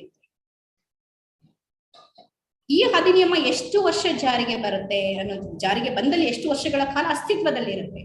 15 ವರ್ಷಗಳು ಅಸ್ತಿತ್ವದಲ್ಲಿ ಇರುತ್ತೆ. ನಂತರದಲ್ಲಿ ಅದರ ಅವಶ್ಯಕತೆ ಇದೆ ಎಂದು ಕಂಡು ಬಂದಂತಹ ಸಂದರ್ಭದಲ್ಲಿ ಅದನ್ನ ಮುಂದುವರಿಸಿಕೊಂಡು ಕೂಡ ಹೋಗಬಹುದು. ಮಹಿಳೆ ಎಲ್ಲಾ ಕ್ಷೇತ್ರದಲ್ಲೂ ಕೂಡ ತನ್ನ ಛಾಪನ್ನ ಮೂಡಿಸಿದ್ದಾಳೆ ಅಂತ ಹೇಳಿ ನಾವು ಒಂದು ಕಡೆ ಹೇಳೋದಾದ್ರೆ, ಕುಟುಂಬದ ನಿರ್ವಹಣೆಯಿಂದ ಹಿಡಿದು ಆಕಾಶದಲ್ಲಿ ಹಾರುವ ಎಲ್ಲಾ ಸಾಮರ್ಥ್ಯ ಆಕೆಗೆ ಇರುವಂತಹ ಸಂದರ್ಭ ಬಂದಾಗ ರಾಜಕೀಯದಲ್ಲಿ ಮಹಿಳೆಯರ ಹಕ್ಕುಗಳ ಬಗ್ಗೆ ಚರ್ಚೆಗೆ ಒಳಪಡಿಸಬೇಕು ಎನ್ನುವಂತಹ ಪ್ರಶ್ನೆ ಬಂದಂತಹ ಸಂದರ್ಭದಲ್ಲಿ ಮಹಿಳಾ ಮಣಿಗಳು ಇರುವಂತದ್ದು ಬಹಳ ಅವಶ್ಯಕ. ನಮ್ಮ ಓವರ್ ಆಲ್ ಜನಸಂಖ್ಯೆಯನ್ನ, ಪಾಪ್ಯುಲೇಷನ್ ನೋಡಿದಂತಹ ಸಂದರ್ಭ ಬಂದಾಗ 50% ಅಷ್ಟು ನಾವು ಮಹಿಳೆಯರೇ ಇದ್ದೀವಿ. 50% ಮಹಿಳೆಯರೇ ಇದ್ದೀವಿ ಅನ್ನೋಂಥದ್ದು ಬಂದಂತಹ ಸಂದರ್ಭದಲ್ಲಿ ಮಹಿಳೆಯರ ಸಮಸ್ಯೆಗಳು, ಅವರ ಹಕ್ಕುಗಳನ್ನ ಸಂವಿಧಾನಿಕ ಸಭೆಗಳಲ್ಲಿ ಮಂಡಿಸಿ ಸಂವಿಧಾನಿಕ ಸಭೆಗಳಲ್ಲಿ ಚರ್ಚೆಗೆ ಒಳಪಡಿಸಲು ಮಹಿಳೆಯರು ಕೂಡ ಭಾಗವಹಿಸುವಂತಹ ಅವಕಾಶವನ್ನ ಕಲ್ಪಿಸಿಕೊಡಬೇಕು. ಕಾಯ್ದೆಯನ್ನು ಜಾರಿಗೆ ಬಂತು. ಆದ್ರೆ ಇಲ್ಲಿ ನಮ್ಮ ಮುಂದೆ ಇರುವಂತಹ ಪ್ರಶ್ನೆ ಎರಡು ಪ್ರಮುಖವಾದಂತಹ ಪ್ರಶ್ನೆ. ಯಾಕೆ ಈ ಒಂದು ಕಾಯ್ದೆ ತಕ್ಷಣದಿಂದಲೇ ಜಾರಿಗೆ ಬರಲು ಸಾಧ್ಯವಾಗ್ತಾ ಇಲ್ಲ ಅನ್ನುವಂಥದ್ದು. ಏನೇ ಕಾಯ್ದೆ ಜಾರಿಗೊಳಿಸಿದ್ರು ಕೂಡ ನಮ್ಮಲ್ಲಿ ಇರುವಂಥದ್ದು we have a maximum laws but minimum implementation. But ಯಾಕೆ ಇದು ಇಂಪ್ಲಿಮೆಂಟೇಷನ್ ತಕ್ಷಣದಿಂದಲೇ ಆಗ್ತಾ ಇಲ್ಲ? 2024ರ ಲೋಕಸಭಾ ಚುನಾವಣೆಗೆ ಇದು ಯಾಕೆ ಆಗ್ತಾ ಇಲ್ಲ, ನಂತರದಲ್ಲಿ ಯಾಕೆ ಆಗುತ್ತೆ, ಯಾಕೆ ಇದನ್ನ ಇಂಪ್ಲಿಮೆಂಟೇಷನ್ ಸಡನ್ ಆಗಿ ಆಗ್ತಾ ಇಲ್ಲ ಅನ್ನುವಂಥ ಪ್ರಶ್ನೆ ಬಂದಾಗ ನಮ್ಮ ಮುಂದೆ ಇರುವಂತದ್ದು ಎರಡು ಪ್ರಮುಖವಾದಂತಹ ಸಮಸ್ಯೆಗಳು. ಒಂದು ಜನಗಣತಿ ಆಗಬೇಕು, ಮತ್ತೊಂದು ಕೇಂದ್ರ ಪುನರ್ ವಿಂಗಡಣೆ ಆಗಬೇಕು ಎನ್ನುವಂಥದ್ದು. ಜನಗಣತಿ ಆಗೋದು ಯಾವಾಗ? ಸಾಮಾನ್ಯವಾಗಿ 2021ರಲ್ಲೇ ಜನಗಣತಿ ಆಗಬೇಕಾಗಿತ್ತು. ಆದ್ರೆ COVID-19 ಕಾರಣದಿಂದಾಗಿ ಒಂದು ಜನಗಣತಿಯನ್ನ 2021ರಲ್ಲಿ ಆಗ್ಲಿಲ್ಲ. 5 ವರ್ಷ ಬಿಟ್ಟ ನಂತರದಲ್ಲಿ ಮಾಡ್ತೇವೆ ಅಂತ ಹೇಳಿ ಭರವಸೆಯನ್ನ ನೀಡಲಾಗಿದೆ. ಬಹುಶಃ 2026ರಲ್ಲಿ ಜನಗಣತಿ ಆಗುವಂತ ಸಾಧ್ಯತೆಗಳಿದೆ. ಆದ್ರೆ 2026ರಲ್ಲಿ ಆಗುವ ಸಾಧ್ಯತೆಗಳಿದೆ ಅಂತ ಹೇಳ್ತೇವೆ ಹೊರತು ಆಗುತ್ತದೆ ಎನ್ನುವುದಕ್ಕೆ ಯಾವುದೇ ರೀತಿಯಾದಂತಹ ಸ್ಪಷ್ಟತೆ ಇಲ್ಲ, ನಿಖರತೆ ಇಲ್ಲ.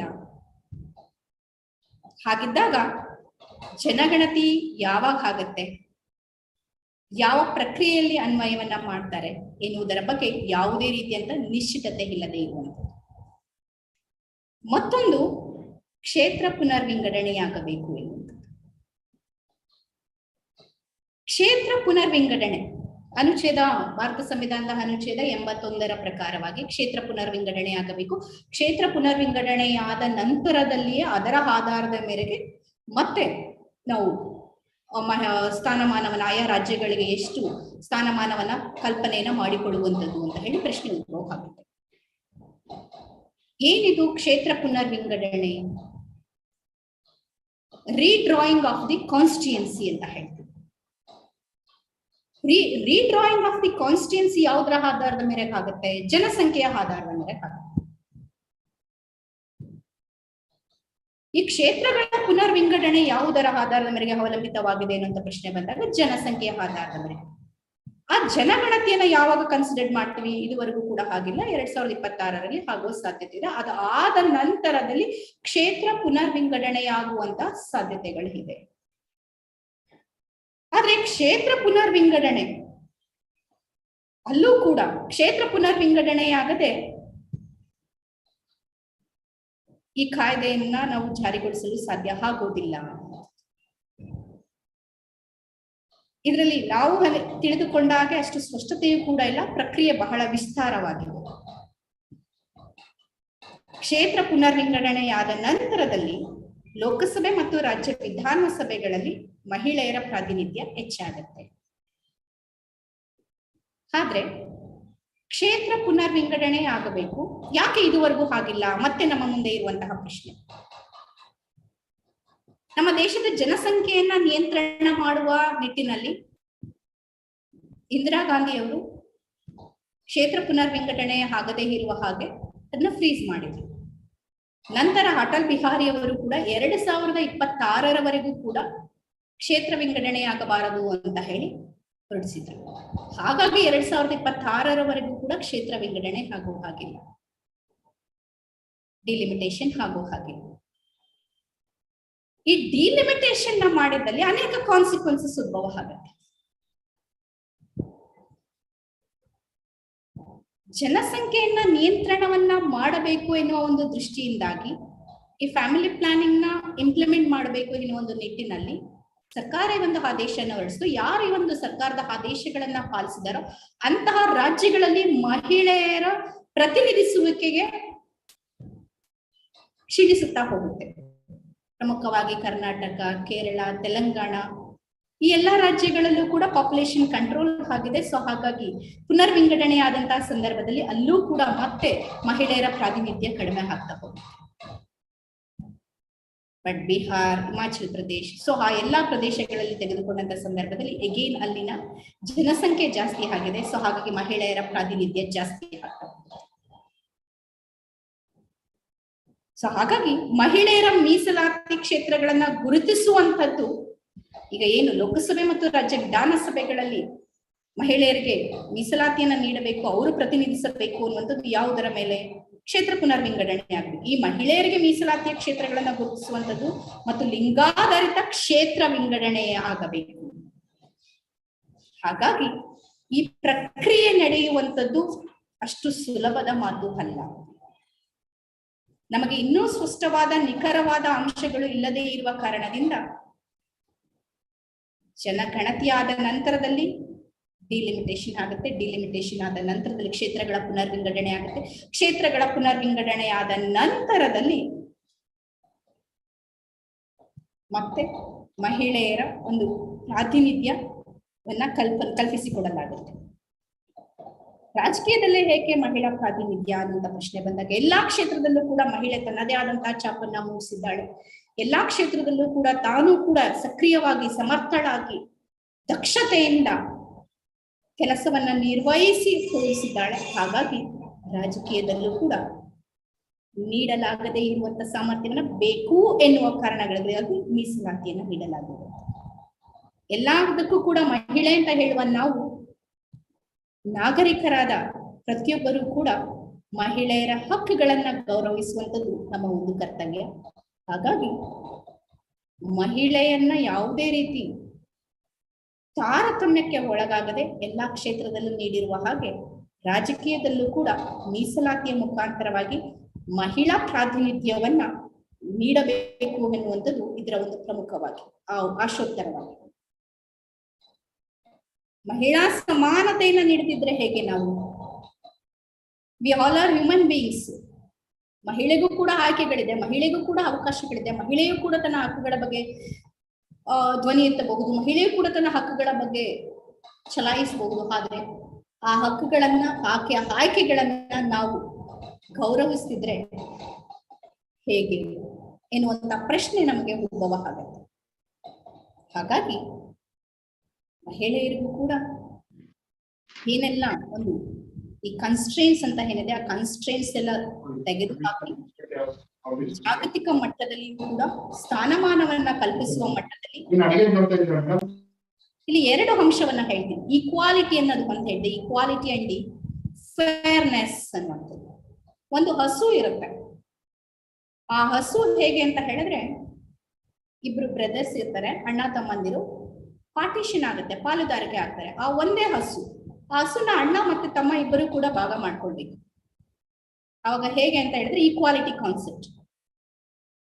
ಅಣ್ಣ ಮುಂದೆ, ತಮ್ಮ ಹಿಂದಿನ ಭಾಗ. ಅಣ್ಣ ರಾತ್ರಿ ಎಲ್ಲ ಏನು ಬೆಳಗ್ಗೆ ಎಲ್ಲ ನೋಡ್ಕೊಳ್ಳುವಂಥದ್ದು, ತಮ್ಮ ರಾತ್ರಿ ಎಲ್ಲ ಹಸುವನ್ನ ನೋಡ್ಕೊಳ್ಳುವಂಥದ್ದು. ಸೊ ಸಮಾನತೆ, ಅದರ ಫೇರ್ನೆಸ್ ಎಲ್ಲಿ ಬಂತು ಅನ್ನುವಂಥದ್ದು. ಅದಕ್ಕೆ ಹುಲ್ಲು ಹಾಕುವಂಥದ್ದು, ನೀರು ಕುಡಿಸುವಂಥದ್ದು ತಮ್ಮನ ಜವಾಬ್ದಾರಿ. ಆದ್ರೆ ಸಂಪೂರ್ಣವಾಗಿ ಅದರ ಒಂದು ಫಲಾನುಭವಗಳನ್ನ ಪಡೆದುಕೊಳ್ಳುವಂಥದ್ದು ಅಣ್ಣಂದ. ಸೊ ಫೇರ್ನೆಸ್ ಎಲ್ಲಿಂದ ಬಂತು? ಸಮಾನತೆ ಹೇಳ್ಬೋದು, ಬಟ್ ಫೇರ್ನೆಸ್ ಎಲ್ಲಿಂದ ಬಂತು ಅನ್ನುವಂಥದ್ದು ಕೂಡ ಒಮ್ಮೆ ನಾವು ನೋಡಬೇಕಾಗಿರುವಂಥದ್ದು. ಮಹಿಳೆ ಭಾಗಿಯಾದಾಗ, ರಾಜಕೀಯ ಕ್ಷೇತ್ರದಲ್ಲಿ ಭಾಗಿಯಾದಾಗ ಏನೆಲ್ಲ ಆಗಬಹುದು ಅನ್ನುವಂತ ಅಂಶಗಳನ್ನ ನಾವು ನೋಡಿದಾಗ ಸಮಾಜದಲ್ಲಿ ಮಹಿಳೆಗೆ ಉತ್ತೇಜನವನ್ನು ನೀಡುವುದರ ಮುಖಾಂತರ ಒಂದು ಸಮಾನತೆಯನ್ನ ಕಲ್ಪಿಸ್ಕೊಳ್ಬಹುದು. ನಂಬರ್ 2, ಎಲ್ಲಾ ವಿಚಾರಗಳಲ್ಲೂ ಕೂಡ ಬಹಳ ಸೂಕ್ಷ್ಮತೆಯನ್ನ ಅವಲೋಕಿಸಿ ಒಂದು ಸ್ಪಷ್ಟ ನಿರ್ಧಾರಕ್ಕೆ ಬರುವಂತಹ ಸಾಧ್ಯತೆಗಳು ಕೂಡ ಇರುತ್ತೆ. 3ನೇದು, ಎಲ್ಲಿ ಮಹಿಳೆಯರು ದಕ್ಷತೆಯಿಂದ ಕೆಲಸವನ್ನ ನಿರ್ವಹಣೆಯನ್ನ ಮಾಡ್ತಾರೋ ಅಲ್ಲಿ ಭ್ರಷ್ಟಾಚಾರ ಕಡಿಮೆ ಆಗುತ್ತೆ. ಯಾಕಂದ್ರೆ ಮಹಿಳೆಯರು ಅಂತ ಕೆಲಸಕ್ಕೆ ಕೈ ಹಾಕೋದಿಲ್ಲ, ಭ್ರಷ್ಟಾಚಾರ ಕಡಿಮೆ ಆಗುತ್ತೆ.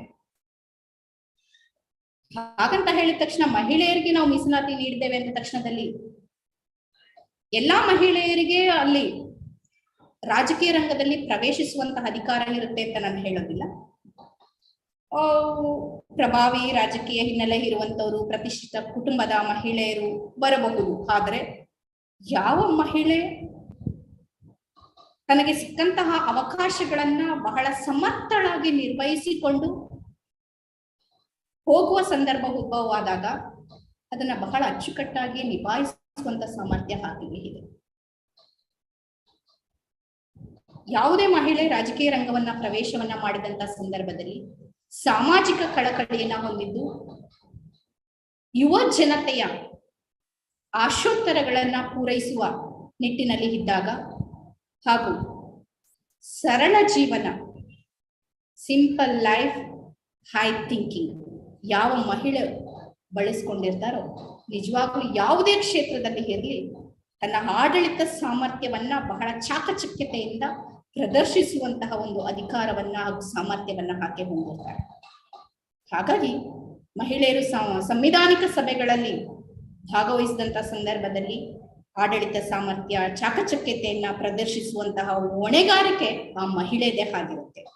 ಇಂತಹ ಸವಾಲನ್ನ ಮಹಿಳೆ ಸಮರ್ಥವಾಗಿ ನಿಭಾಯಿಸ್ತಾಳೆ ಎಂದು ನಾವು ಭಾವಿಸಬಹುದು. ಸೊ ಇದಿಷ್ಟು ವಿಚಾರಗಳನ್ನ ನಾನು ನಿಮ್ಮ ಮುಂದೆ ತೆರೆದಿಟ್ಟಿದ್ದೇನೆ. ಇದರ ಜೊತೆಗೆ ಒಮ್ಮೆ ನಮ್ಮ ರಾಷ್ಟ್ರಕವಿ ಕುವೆಂಪು ಅವರು ಒಮ್ಮೆ ಹೇಳ್ತಾರೆ,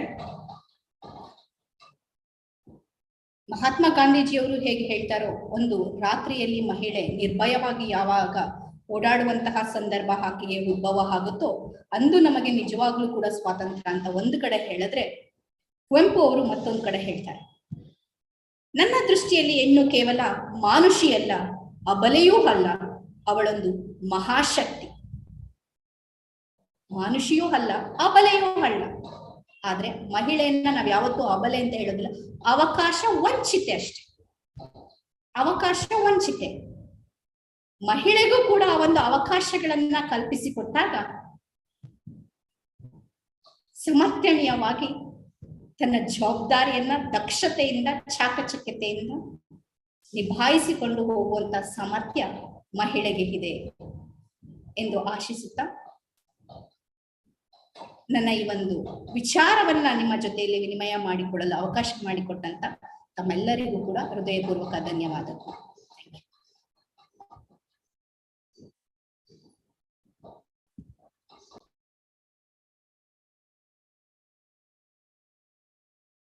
Thank you, Dr. Deepu, for that very wonderful lecture, though I could not follow it fully.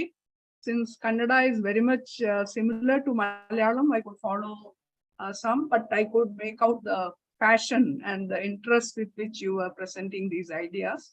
So now we can open the floor, and Ashita, will you please take over and moderate the interactions? Yeah. I think our President Kalyani Raj has joined. You can ask her to say a few words in the beginning. Yes, very good evening, one and all. Ellargu Shubha Sanjay. Our President Kalyani ji has joined now. Would you like to address the gathering, Kalyani ji?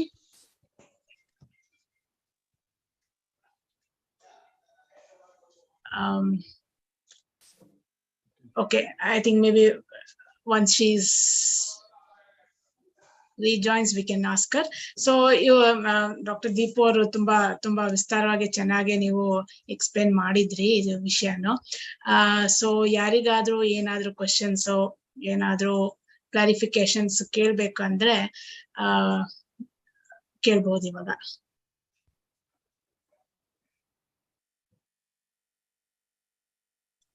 ಯಾರಿಗಾದ್ರು ಪ್ರಶ್ನೆಗಳಿದ್ಯಾ, clarifications ಇದೆಯಾ? ಯಾಕಂದ್ರೆ ಅವ್ರು ತುಂಬಾನೇ ಚೆನ್ನಾಗಿ ನೀವು explain ಮಾಡಿದ್ವಿ. ಒಂದು ವಿಷಯ ಅಂದ್ರೆ, ಒಂದ್ ಕಡೆ ನೀವು ಹೇಳ್ತೀರಾ ಸಂತೋಷ ಅಂತ, ಇನ್ನೊಂದ್ ಕಡೆ ಯಾವಾಗ ಇಂಪ್ಲಿಮೆಂಟ್ ಆಗತ್ತೆ ಅಂತ ಇನ್ನು ಒಂದು ದೊಡ್ಡ ಕ್ವಶನ್ ಮಾರ್ಕ್ ಅಂತ ಅನ್ಸುತ್ತೆ. ಸೊ ನಿಮ್ ಪ್ರಕಾರ ಇದು ಸಂತೋಷದ ಒಂದು ವಿಚಾರನೋ ಇಲ್ಲ ಯೋಚನೆ ಮಾಡುವಂತ ವಿಚಾರನೋ? ಕಾಯ್ದೆ ಜಾರಿಗೊಳಿಸಿರುವಂತದ್ದು ಸಂತೋಷ, ಬಟ್ ಅದರಲ್ಲಿರುವಂತಹ ಕೆಲವೊಂದು ಗೋಚರ ಹಾಗೂ ಅಗೋಚರ ನಿರ್ಬಂಧನೆಗಳಿಂದಾಗಿ ಸ್ವಲ್ಪ ಯಾಕೆ ಇಷ್ಟೊಂದು ತಡವಾಗ್ತಾ ಇದೆ ಅನ್ನೋದು. ಯಾಕಂದ್ರೆ ಜನಗಣತಿ ಹಾಕ್ಬೇಕು, ಸೆನ್ಸಸ್ ಆಗದೆ ಡಿಲಿಮಿಟೇಷನ್ ಆಗೋದಿಲ್ಲ. ಸೊ ಡಿಲಿಮಿಟೇಷನ್ ಆಗದೆ ಕೇಂದ್ರ ಪುನರ್ವಿಂಗಡಣೆ ಆಗೋದಿಲ್ಲ. ಸೊ ಹಾಗಾಗಿ ಇದರ ಪ್ರಕ್ರಿಯೆಯಲ್ಲಿ ಕುಂಬರ್ಸಮ್ ಪ್ರೋಸೆಸ್ ಇರುವ ಕಾರಣದಿಂದಾಗಿ ಇದು ನಿಧಾನವಾಗ್ತಾ ಇದೆಯೇ ಅನ್ನುವಂತ ಸ್ವಲ್ಪ ಸಂಗತಿ ಅಷ್ಟೇ. ಅದರ ಹೊರತಾಗಿ ನಿಜವಾಗ್ಲೂ ರಾಜಕೀಯ ರಂಗದಲ್ಲಿ ಮಹಿಳೆಯರ ಒಂದು ಪ್ರಾತಿನಿಧ್ಯವನ್ನ ಗುರುತಿಸಿರುವಂತದ್ದು ಸಂತೋಷದಾಯಕ. ಯಾಕಂದ್ರೆ ಇದು ನಮ್ಮ ಕೊಡುಗೆ ಅಲ್ಲ ಅಂತ ನಾನು ಹೇಳೋದಿಲ್ಲ, ನಮಗೆ ಸಿಗಬೇಕಾಗಿರುವಂತದ್ದು, ಮಹಿಳೆಯರಿಗೆ ಸಿಗಬೇಕಾಗಿರುವಂತದ್ದು ಸಿಕ್ಕಿರುವಂತದ್ದು. ಇದು ಸಂವಿಧಾನದ ಆಶಯ. Thank you. ಇನ್ಯಾರಿಗಾದ್ರೂ ಏನಾದ್ರು ಪ್ರಶ್ನೆಗಳಿದ್ರೆ?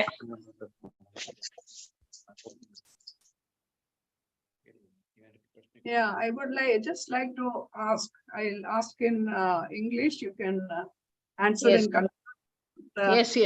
Because you know that in the last webinar we had discussed about the same problem, that it seems a very prolonged affair. It may not get implemented in a very short time. So we asked for suggestions, and most people suggested that we must get the parties to field more women candidates. Let them have 33% reservation in the candidate list. So what do you think about this, and how can we do this? If you can give your opinion on this, Dr. Deepu. Yes, madam. 33% reservation. ನಾ ಅದನ್ನೇ ಹೇಳಿದಂಥದ್ದು. The ಪ್ರಿಯಾಮಲ್ of the constitution, ಸಂವಿಧಾನದ ಒಂದು ಪೀಠಿಕೆಯಲ್ಲಿ ಸ್ಪಷ್ಟವಾಗಿ ಹೇಳಲಾಗಿದೆ ಸಮಾನತೆ ಎನ್ನುವಂಥದ್ದು. ಸಮಾನತೆ ಅನ್ನುವಂತ ಪ್ರಶ್ನೆ ಬಂದಾಗ 33% ಅಲ್ಲ, ವಿ ನೀಡ್ 50%, 50% ಅನ್ನುವಂಥದ್ದು. Excuse me, Deepu. Yes, ma'am. In English only you can answer to Usha. Yes. Yeah. As we see the preamble of the Constitution of India, it says that we the people of India having solemnly resolved to constitute into India is a sovereign, social, secular, democratic republic, secular, and equality. Equal opportunity should be provided to all. So equal opportunity should be provided to all means that we should treat men and women equally. So when we say that both are equal, why we need 33%? It should be a 50%. But we are not asking for the 50%. In order to upliftment of the women in politics, we need certain percentage of reservation.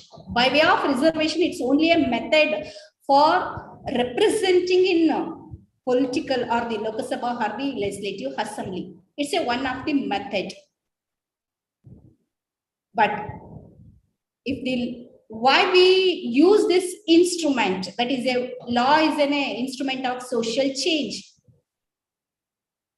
But does we require law? Yes, obviously, because as a human being, we have any rights and liberties. When nobody can recognize our rights and liberty by way of law, obviously, we have to raise our voice for protecting the rights and liberty. In a Harnad Shah, there is a book, it's a concept of liberty. In that book, I clearly mentioned that when the liberty is lives in the hearts of men and women, no law, no court, no constitution requires. If it is dies, no law, no court, no constitution protect. So in this regard, we are represent, because we can reach in all the way, but in some extent we fails to reach in politics. So that's what this bill or this reservation is required. I hope that do you think we can approach political parties to ensure that they include more women in their candidate list? Because that is the only way we can get it done early. Do you think that is practical? Ma'am, come again. Please come again, ma'am. No, see, this implementation of this law is going to take many years. You have also. So instead of waiting for that, the suggestion that we got in the last webinar was, why don't we approach all the political parties and ask them to make 33% reservation for women in their list of candidates? At least let them make 33% women stand for elections, because unless some party gives you a ticket, you cannot contest for the election. So do you think that is a practical solution? Yes. Ma'am, actually it's in a solution, but I don't know how far it is to be effectively implemented, because we should not overrule the constitutional provisions. So even though if we give such kind of suggestion, how they can accept it, I don't know. But what law says that, based on the law, what we can say that under the constitution, based on the census only, we can delimitation. So when it is happen in the, it will be happen in the year 2026. But our question is that why we have to wait till 2026? So why it's not happened in the 2024? So instead of that, usually we can ask to the, given where women or represent or the women population is more. So in that constituency, we can ask for a giving of tickets or the representation for the women sector. Yes. Deepu, hello. Thank you. Hello. Yes, Usha ma'am. ji. Usha ji. Hello, Deepu. Yes, ma'am. Are you hearing? Yes, ma'am. Yes. Our question is that we can ask and force the parties, because we are also part of the election. So we can ask and we can get more tickets for the women, so that at least some percentage we can move together. That's her question, I think. Asking or giving up a representation, it's not an issue. We can do it. Yes. That should be there. Yeah, I think Kalyani has joined. Kalyani, can you say a few words? Yeah, I actually just walked in, and I was just, after your message, I was just listening some on the way. I couldn't understand half of it, of course, because of the Kannada thing, but I could get the gist of it. And I think, Dr. Deepu explained it very well for the benefit of, I think, all the people from Karnataka. That's really good. And because I could feel that you are explaining in a very simpler way. So I think that was the best part. And for me, I mean, I would have thought about this 33%. Even we were planning to have a discussion in our head office. But my question would have been, yes, Usha is absolutely right that unless each party makes a manifestation that they are going to have a reservation of 33% women in their own party, it's not going to progress ahead. But the thing is, one problem, of course, is getting that place filled in, getting more quality and people who can actually participate, the citizens, that kind of woman to come forward into the politics. I think that is one area we could do a little bit work, because that leadership building, that's really important, because otherwise I think politics as such, as a phrase, has become very mutilated, I would feel. So a lot of women don't want to come into that. But I think we could do some work on the leadership building and sort of bringing it out in a different way, that unless women come forward and join politics, there cannot be any changes. So the participation is very important. That's one area I think we can do work on. And I'm sure Dr. Deepu can guide us on how our branches can take it forward. That's one thing. And then I also agree with Dr. Deepu, what she said, that when we are talking about equality, then why 33% and why not 50%? I would go one more step, that's saying, okay, we can even think, I think, which is what, Usha, you know, that our AWC earlier stalwarts are saying, that we don't need reservation. Women should be able to come up on their own merits and ability. That is one point of view, of course. But we have seen that how this reservation has brought in good change at the panchayat level. So that is one point of encouragement for us, that probably it will make a difference if there is a reservation, and if really good, capable women are able to come forward in politics, there we can expect some change. So these are my only observations and questions. Thank you so much. Thank you so much, Dr. Deepu. Thank you, Kalyani. Ashita, you can take the discussion forward. Yeah. ಇನ್ಯಾರಿಗಾರು ಪ್ರಶ್ನೆ ಕೇಳ್ಬೇಕಾ? ಏನಾದ್ರು ಇದೆಯಾ ಪ್ರಶ್ನೆ, clarifications? Shall I? Dr. Ma'am? GB, yes, Yeah. you please go on. Yeah.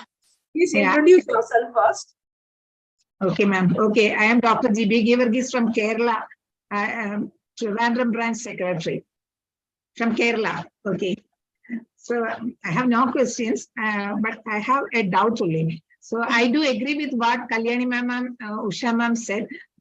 We have already got a reservation bill, but we have to think about what next. So this type of beginning is very good, conscientization, making others thinking about how to come forward. That is very good. Conscientization, making them aware about the political intervention and involvement and inclusiveness in decision making. That's good.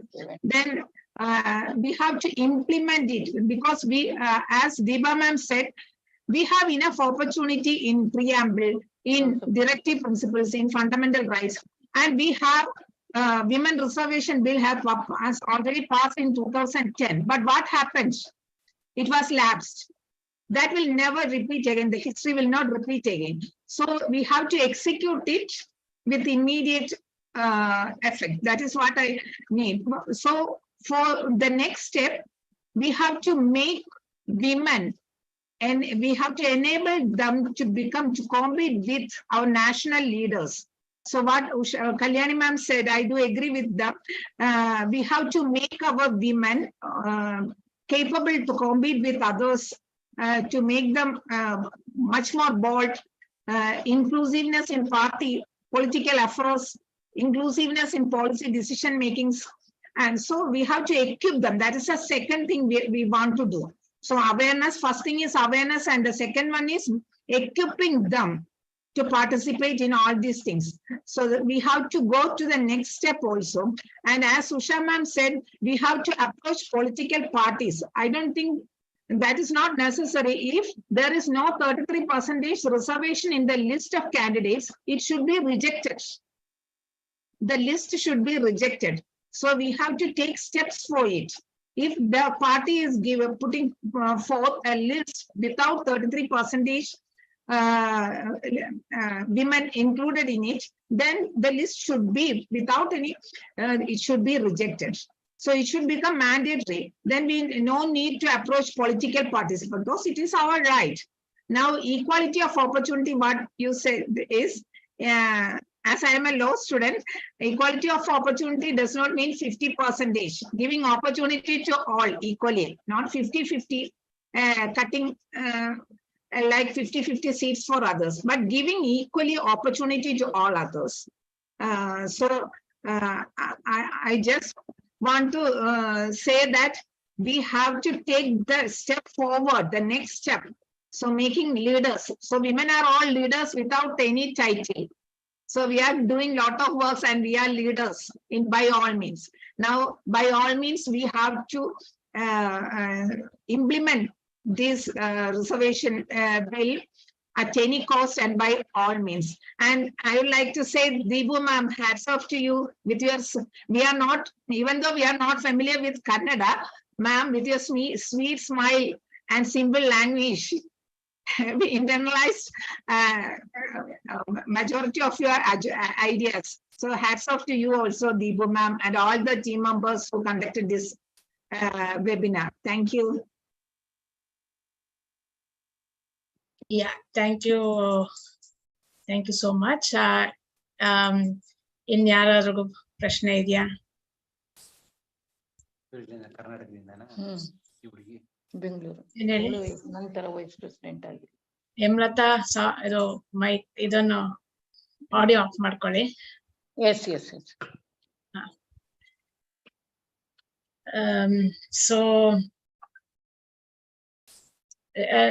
ನಿಮ್ ಪ್ರಕಾರ ಹೇಗೆ ನಾವು ಮುಂದೆ, ನೀವ್ ಹೇಳ್ದಂಗೆ ಲಾ ಇರ್ಬೋದು, ಏನೇ ಇರ್ಬೋದು, ಬಟ್ ಮಹಿಳೆಯರೇ ಮುಂದೆ ಬರ್ದಿದ್ರೆ ಎಷ್ಟೋ ರಿಸರ್ವೇಶನ್ ಮಾಡಿದ್ರು ಏನ್ ಮಾಡಿದ್ರು ಒಂದು ಏನಂತಾರೆ, there's no point in it ಅಂತಾರಲ್ಲ.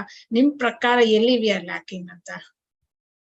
ಇವಾಗ ನಮ್ ಸೋಷಿಯಲ್ ಸ್ಟ್ರಕ್ಚರೇ ಲ್ಯಾಕಿಂಗ. ಇವಾಗ ನಮ್ಮ ಮನೆಯಲ್ಲೇ ಆಗ್ಲಿ ಎಲ್ಲೇ ಆಗ್ಲಿ ಡಾಕ್ಟರ್ ಆಗು, ಇಂಜಿನಿಯರ್ ಆಗು, ಐ ಮೀನ್ ಟೀಚರ್ ಆಗು ಅಂತಾರೆ ಹೊರತು ಪೊಲಿಟಿಷಿಯನ್ ಆಗು ಅಂತ ಎಲ್ಲೂ ಹೇಳಲ್ಲ. May be the social structure it self is pulling women back ಏನು? Because you have been there, you have taught the girl, even in your law, idrallu hudugiru irtare, but they don't come forward, majority alva. So what according to you is, you think is, keeping women back? Is it the social structure or is it the political structure? Social structure or the political structure ಅನ್ನೋದಕ್ಕಿಂತನೂ ಪ್ರತಿಯೊಬ್ಬ ಮಹಿಳೆಯಲ್ಲಿ lack of self confidence. ಎಷ್ಟೋ ಸಂದರ್ಭದಲ್ಲಿ ಮಹಿಳೆಗೆ ಅವಶ್ಯಕವಾಗಿ ನಿರ್ವಹಿಸುವಂತ ಜವಾಬ್ದಾರಿ ಆಗ್ಲಿ ಅಥವಾ ನಿರ್ವಹಣೆ ಮಾಡುವಂತ ಕೆಪಾಸಿಟಿ ಆಗ್ಲಿ ಬೆಳೆಸ್ಕೊಳ್ಳೋದಿಲ್ಲ. First leadership capacity, I agree with you. Leadership capacity, that leadership capacity how it comes because of self confidence. ಆ ಸೆಲ್ಫ್ ಕಾನ್ಫಿಡೆನ್ಸ್ ಮಹಿಳೆನಲ್ಲಿ ಎಲ್ಲಿ ಬರುತ್ತೋ ಆ self confidence from family to for all the roots.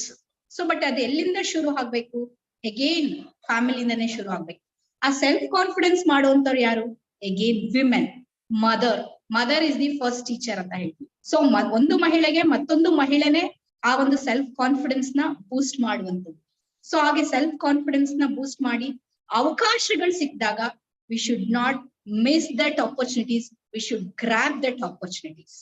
ಅವಕಾಶಗಳು ಸಿಕ್ಕಿದೆ, ಆ ಅವಕಾಶಗಳನ್ನ ರಿಲೈಸ್ ಮಾಡ್ಕೊಂಡು ಆ ಒಂದು ಜವಾಬ್ದಾರಿಯನ್ನ ನಿಭಾಯಿಸಿ ತೋರಿಸಿದಾಗ ಬಹುಶಃ ಎಲ್ಲ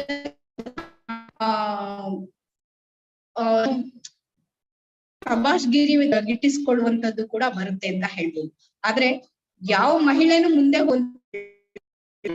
50% reservation, equal opportunity we need. ಯಾಕಂದ್ರೆ ನಮ್ಮ ರೆಪ್ರೆಸೆಂಟೇಷನ್ ಇರೋ ಕಾರಣದಿಂದಾಗಿ we need equal representation in all the sectors. It does not mean that it required 50% ಅನ್ನುವಂಥದ್ದಲ್ಲ.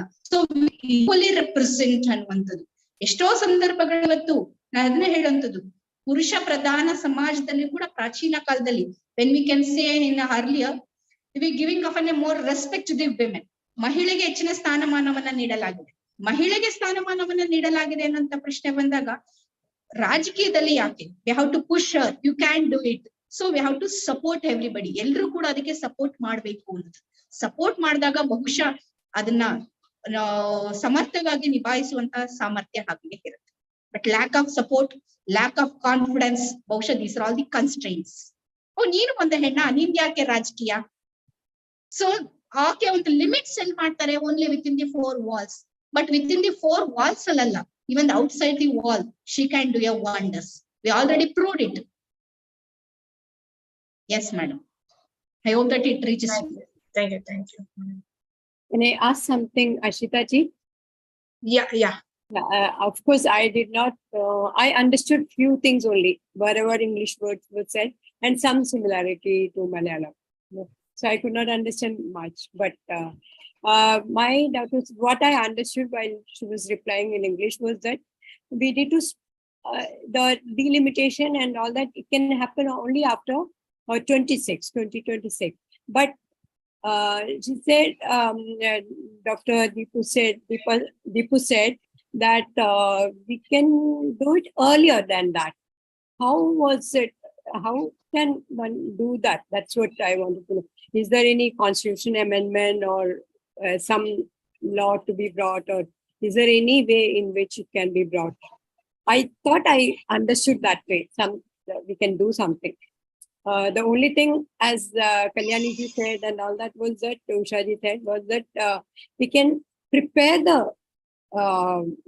women to be more participative in by awareness and creating awareness and trainings. So, but other than that, is there any way that we can speed up the process from now to 2026? That's what I wanted to ask. I hope it's Deepu ಅದೇ ಕೇಳ್ತಿದಾರೆ, speed up ಇವಾಗ 2 ವರ್ಷ ನಾವು ಕಾಯ್ಬೇಕಾ ಇಲ್ಲ ಮುಂಚೆನೆ ಮಾಡಕ್ ಸಾಧ್ಯತೆ ಇದೆಯಾ? Before we see, we should not supersede the provisions of law. But what way we can supersede the provisions of law? The thing is that we have to give a representation to the authority. That's one thing. And another thing is that instead of census and also delimitation, what we can do is that where women representing constituencies are more, we have to identify it. So firstly, we have to identify it, and we have giving of an seats to that particular constituencies. So in that way, from next year itself, we can implement it. That is a one way. And another thing is that no one is above the law. Everyone should come under the jurisdiction of the law. So we can supersede this provision.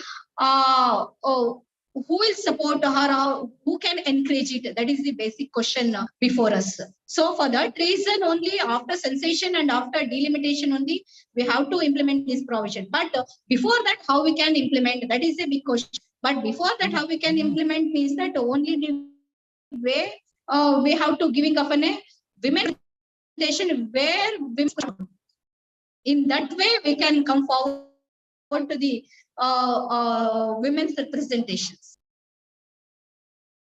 Okay. Yeah. Thank you very much. Thank you for the speech. And for that, I think the political parties have to take the lead also. And women and the political parties have to take the lead.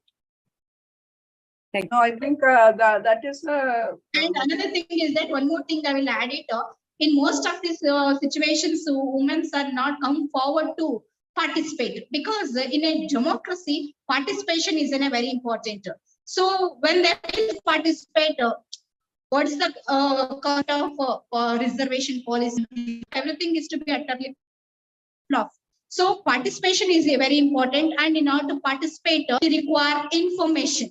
So when she is having a lack of information, obviously that participation itself fails. Thank you. Thank you. That is where I think organizations like AWC can work to provide information to the girls and women, and make them aware of what is there for them, and make politics a good career option. That is what we can try to do. And then the other thing that she said, identify constituencies where women are in majority, and insist that since women are more in that constituency, they must field women candidates. That is one strategy that we could think of. Thank you, Deepu, for that clarification. Thank you. Hello, Ushaji. Hello. Yes, please go on, Hemlata. Even though she is having examination duty, she has accepted my words, and she is participating along with her students and all. I should thank her and also other sisters of AWC, those who are accepted and those who are listened, and those who are given the suggestion also. And now I can close this, I think so, because she has to attend the examination as a custodian. She has to send the answer papers. We can conclude the session here. And I thank Dr. Deepu for sparing her valuable time in spite of her very big duties that are on her as the principal. Thank you so much for joining. And I thank Hemlata, who's Vice President of AWC, for making this possible. She is the one who gave contact of Dr. Deepu, and we could invite her. Thank you, Ashita, for joining and moderating the discussions. And thank you, Bhoneshwari, for helping me host this event. I thank all the members and non-members who have joined, and I hope you will stay connected with us and listen to our webinars. They are all on YouTube. And this talk is also on YouTube. I have posted the link in the chat box. You can please take it from there. Thank you. And once again, a sincere gratitude to you, Dr. Dr. Deepu, and we hope you will stay connected with AWC. Thank you. So thank you very much. I'm concluding this session, and hope to see you all again in the next session. Thank you.